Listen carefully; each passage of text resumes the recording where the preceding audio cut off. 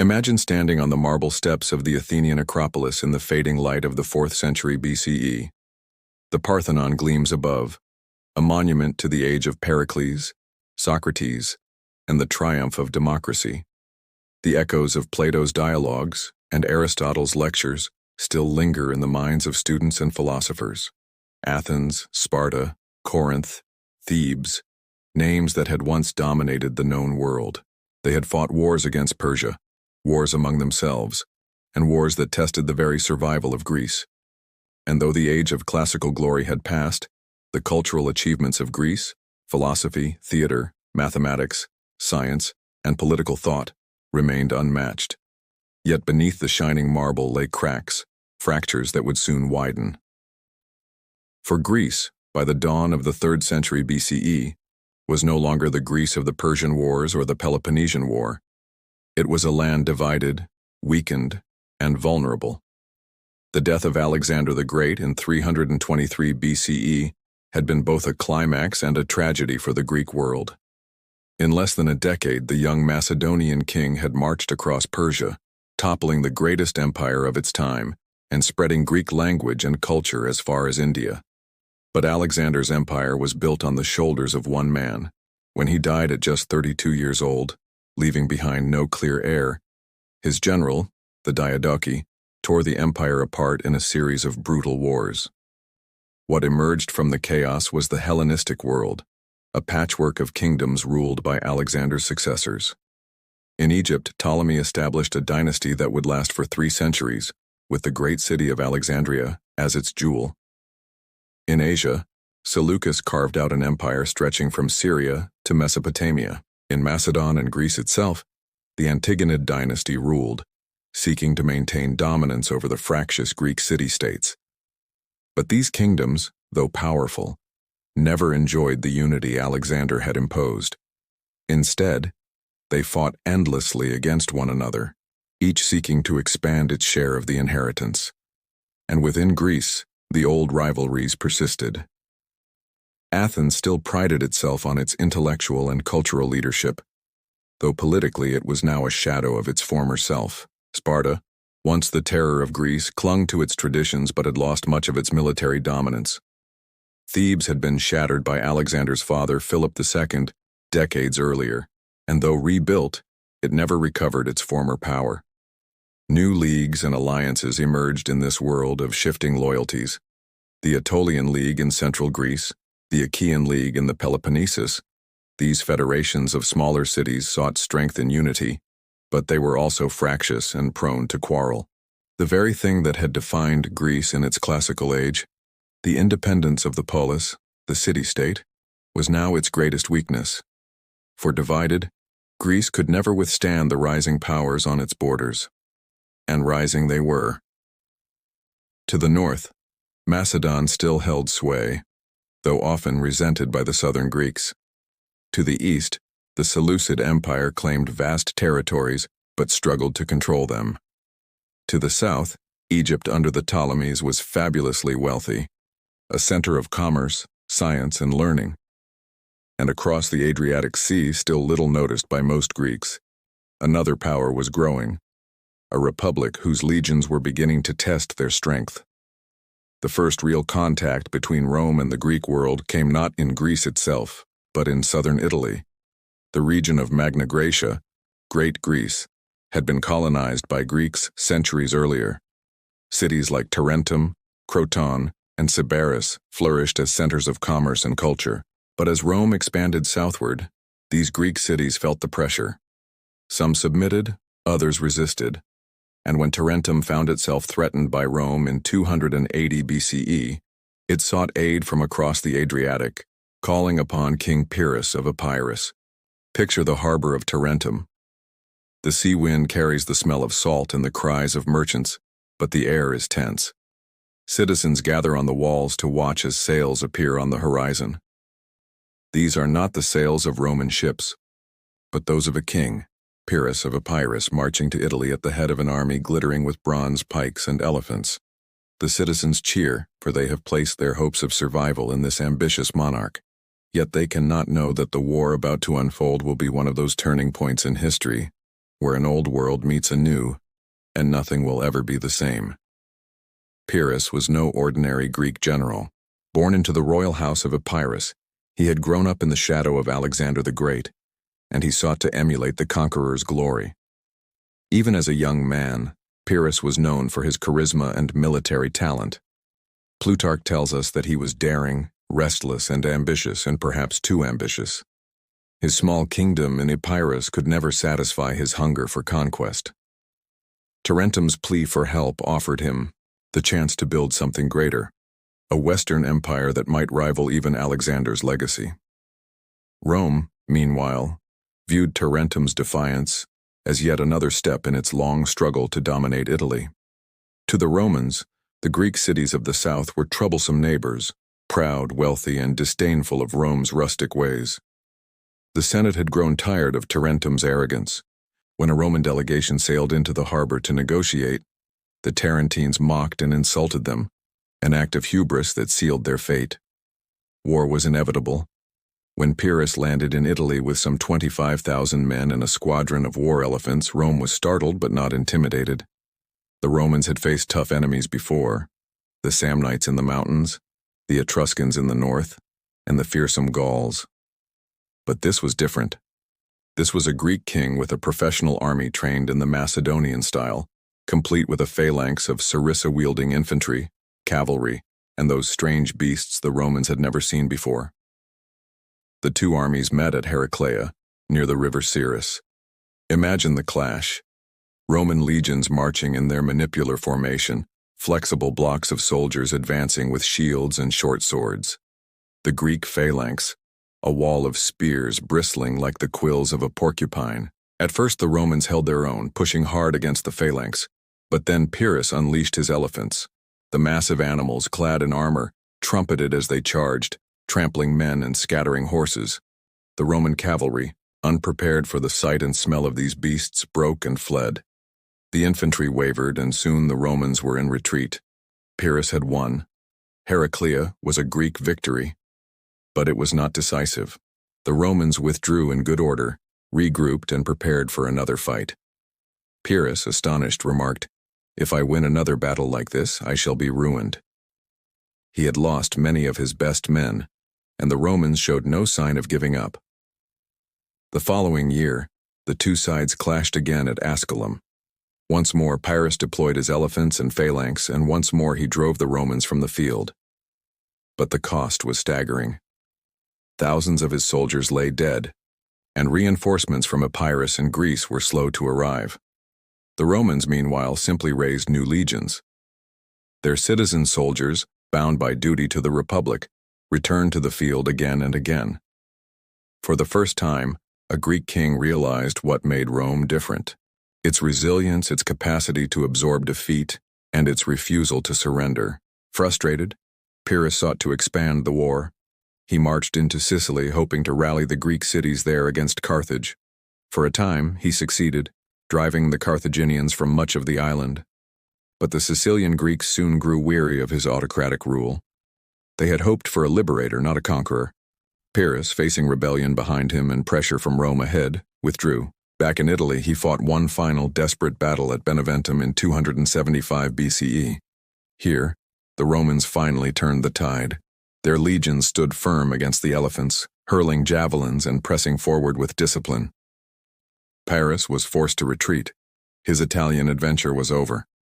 Pyrrhus met his end not in glory, but in misfortune. During a street battle in Argos, he was struck by a tile thrown from a rooftop. The great general who had once challenged Rome fell not to an army but to a common citizen's hand. Rome had survived its first encounter with Greek warfare and culture. The Republic had faced one of the most skilled generals of the Hellenistic world and endured. Though Rome had suffered heavy losses, it had learned crucial lessons. The Manipular Legion proved superior to the phalanx in flexibility and endurance. Greek military genius had been tested and found beatable. And more than that, the Romans now looked east with curiosity and ambition. Across the Adriatic lay a world of city-states, kingdoms, and riches, waiting to be drawn into the orbit of Roman power. Rome's attention soon turned northward to the kingdom of Macedon. Philip V, young, ambitious, and determined to restore his kingdom to the glory of his forefathers, watched Rome's successes with keen interest. He saw opportunity while Rome was still recovering from the Pyrrhic War. When Rome was distracted by its ongoing campaigns against Carthage, Philip allied himself with Hannibal, hoping to gain territory in Illyria and along the Adriatic coast. Rome, ever vigilant, could not allow a Macedonian expansion that threatened trade and allies. Thus began the First Macedonian War, a conflict largely overshadowed by the Punic Wars, but significant as Rome's first official clash with a Greek kingdom. The war was inconclusive. Rome's forces were stretched thin, fighting Hannibal in Italy, and Philip's advances were cautious. Skirmishes and naval engagements occurred, but neither side gained a decisive advantage. The stalemate lasted nearly a decade, ending in 205 BCE with a treaty that left Philip in control of Macedon but weakened, and Rome free to refocus its power eastward once Hannibal was finally defeated. By 200 BCE, Rome had turned decisively toward Greece. The Second Macedonian War was underway. Greek states, wary of Philip's growing ambitions, sought Roman assistance. Pergamum and Rhodes, both threatened by Macedon, called upon the Republic to intervene. The Romans arrived not as conquerors, at least publicly, but as liberators. Their legions, disciplined and experienced, were ready to test themselves against the might of the Macedonian phalanx. The decisive confrontation occurred at Cynocephalae in Thessaly in 197 BCE. The morning was shrouded in mist, the rolling hills uneven and treacherous. Philip's phalanx advanced in proud formation, a bristling forest of sarissas, a formation that had once swept across Asia under Alexander the Great. The Romans, in their manipular formations, advanced in flexible blocks, each unit capable of independent action. The battle began with confusion. One wing of the Macedonian phalanx pressed forward, driving back the Romans. Yet the other wing faltered, slowed by the rugged terrain. Seizing the moment, the Roman maniples exploited gaps, flanking the phalanx and stabbing through the unprotected sections. Within hours, the proud Macedonian formation was shattered. Philip's army fled, and Rome had claimed a victory that proved, for the first time, that the legion could defeat the once invincible phalanx. In the aftermath, Titus Quinctius Flamininus staged a moment of drama at the Isthmian Games. In front of a vast crowd, he proclaimed that the Greek cities were free, liberated from Macedonian domination. The people rejoiced. Some wept, some shouted in ecstasy. For a brief moment, it seemed that Rome was the guarantor of Greek liberty, a protector of city-states rather than a conqueror. Yet in truth, this freedom came with strings attached. The Greek states were now beholden to Rome, their disputes subject to Roman arbitration, their autonomy fragile. Philip II's death in 179 BCE brought his son Perseus to the throne, and with him, a renewed sense of Macedonian ambition. Perseus sought to restore his kingdom's strength, courting allies among the Greek cities and rebuilding the army. Rome, now fully aware of the dangers of a resurgent Macedon, responded with force. The Third Macedonian War erupted, culminating in the climactic Battle of Pydna in 168 BCE. At Pydna, the Macedonian phalanx faced the Roman legions once more. The ground was uneven, and the tightly packed sarissas, formidable on flat terrain, became a liability. Gaps appeared, and the Romans pressed through with their short swords, breaking the phalanx and turning it into chaos. Thousands of Macedonians fell. Perseus fled but was captured shortly afterward. His parade through the streets of Rome as a prisoner marked the end of Macedonian independence. Rome divided the kingdom into client republics, ensuring it could never again threaten the Republic. With Macedon crushed, Rome's influence in Greece was undeniable. Yet Greek culture remained a potent force. Roman generals and soldiers carried home spoils of art, literature, and philosophy. Statues, scrolls, and architectural designs flooded the Italian peninsula. Greek intellectuals, tutors, and artists found themselves employed by Roman elites. Rome, the conqueror, had begun to be shaped by the very culture it had subdued.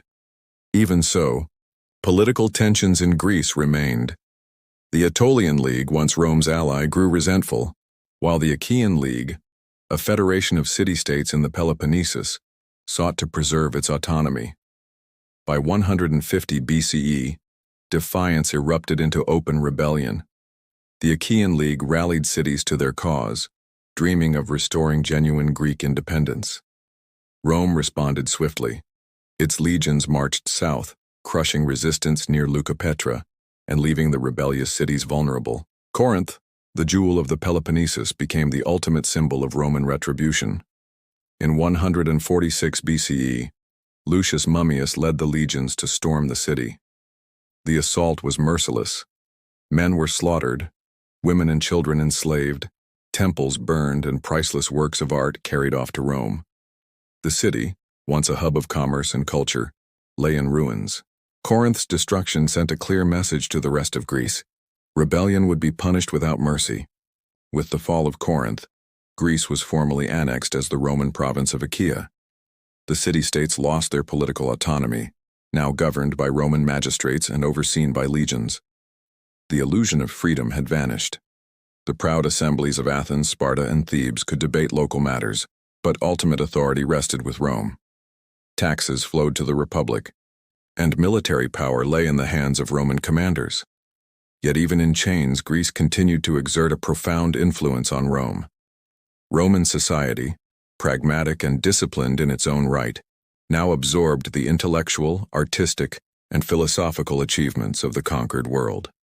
Greek tutors instructed the sons of senators, teaching them the principles of rhetoric, ethics, and logic. Roman poets like Virgil, Horace, and Ovid drew inspiration from Homer and the epics of Greece. Roman architects borrowed columns, pediments, and temples directly from Greek models. Even religion adapted, with Zeus becoming Jupiter, Athena transforming into Minerva, and Aphrodite emerging as Venus. This paradox defined the Greco-Roman world. Rome conquered Greece militarily, yet Greece conquered Rome culturally. Stoicism, Plato's philosophy, Aristotelian ethics, Greek medicine, mathematics, and astronomy all became integral to Roman life. Greek art and literature adorned Roman villas and public spaces, shaping tastes and ideals for centuries. Polybius, taken to Rome as a hostage after the Third Macedonian War, observed firsthand how Rome absorbed Greek learning, recording it for future generations. The legacy of this conquest endured far beyond the Mediterranean. Greek thought informed Roman law and governance, laying the groundwork for Western political structures. Greek art and architecture became the aesthetic template for Roman public spaces. Greek philosophy shaped the education of statesmen and emperors alike. Christianity, emerging centuries later in the eastern provinces of the empire, used Greek as its sacred language and relied upon Greek philosophical tools to articulate theology. The fusion of Greek and Roman traditions created a civilization whose influence stretches across the globe even today. Yet the human cost must not be forgotten. The flames of Corinth, the enslavement of thousands, the humiliation of Macedon, these were real, devastating events. Rome's admiration for Greek culture did not spare the Greeks from conquest. Generations remembered the destruction, yet found pride in the idea that while Rome had conquered them with the sword, Greece had conquered Rome with the mind. Standing back, one sees the paradox clearly. Rome had swept across the Greek world, legions defeating armies and kings, establishing provinces, and ruling with an iron hand. And yet in literature, philosophy, art, religion, and education, Rome was being remade in Greece's image. The legacies of Athens, Sparta, Corinth, and Macedon flowed into Roman villas, forums, and temples. Military domination had secured political authority, but cultural assimilation had created a civilization. Rome conquered Greece with the sword, but Greece conquered Rome with the mind. Together they created a Greco-Roman world that laid the foundations of Western civilization. Philosophy, politics, law, art, literature, and science, all were shaped by the strange and enduring dialogue between the conqueror and the conquered. From the smoke of burned temples in Corinth to the marble columns of the Roman Forum, from the shattered phalanx at Pydna to the words of Aristotle spoken in a Roman villa, history tells a singular story, one of conquest, resistance, assimilation, and ultimately, transformation. Rome and Greece, once rivals, became partners in legacy. Together they forged a civilization that still defines the contours of our world, the echoes of which remain in the architecture we admire, the politics we practice, the literature we read, and the ideas that guide us. And so in the grand sweep of history, the story of Greece and Rome is not one of simple victory or defeat. It is the story of two civilizations intertwined, of swords and minds, of empires and ideas, and of a legacy so profound that it continues to shape our world today.